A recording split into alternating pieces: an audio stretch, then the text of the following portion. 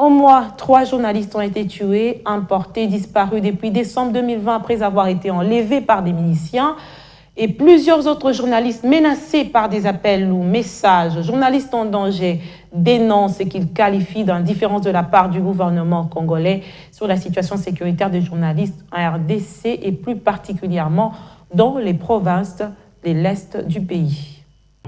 À la suite d'une nouvelle prorogation par le Parlement de l'état de siège décrété sur une partie du territoire national, journalistes en danger appellent urgemment le gouvernement congolais à sortir de sa léthargie face à la dégradation de la situation sécuritaire des journalistes en RDC et plus particulièrement dans les provinces de l'Est du pays en proie à des violences armées et communautaires. JED dénonce ce qu'elle qualifie d'indifférence affichée par le chef du gouvernement congolais qui n'a dit mot face à la multiplication des cas d'attaques et des meurtres de journalistes enregistrés depuis la proclamation de cet état de siège. JED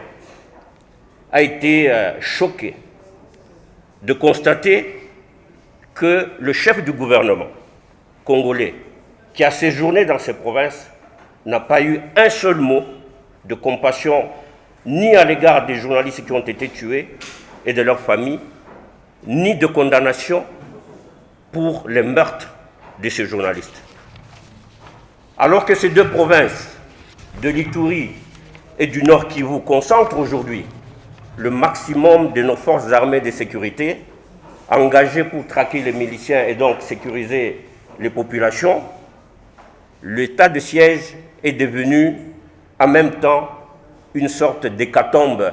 pour les journalistes, surtout à l'est du pays. Au moins 3 journalistes ont été tués au cours de 3 derniers mois et un journaliste porté disparu depuis décembre 2020 après avoir été enlevé par des miliciens et plusieurs autres journalistes et professionnels. Des médias ont reçu des appels, des messages et des menaces récurrentes qui les ont contraints à abandonner leur travail ou leur famille et à vivre dans la clandestinité. Au moins 3 journalistes ont été tués au cours des 3 derniers mois et qu'un journaliste est porté disparu depuis le mois de décembre 2020. Certainement, il avait été enlevé par des miliciens et certainement il a été exécuté, car qu'il s'agisse de Bunia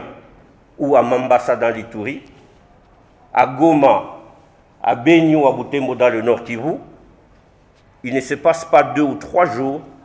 sans que JED ne soit alerté sur des cas de journalistes attaqués, menacés ou obligés d'abandonner famille et leur travail pour échapper à la mort en vivant dans la clandestinité. Depuis le début de cette année 2021, JED a répertorié sur l'ensemble du territoire national congolais au moins 92 divers cas d'atteinte à la liberté de la presse, dont 36 cas répertoriés à l'est du pays et 17 cas dans les 2 provinces mises sous état de siège.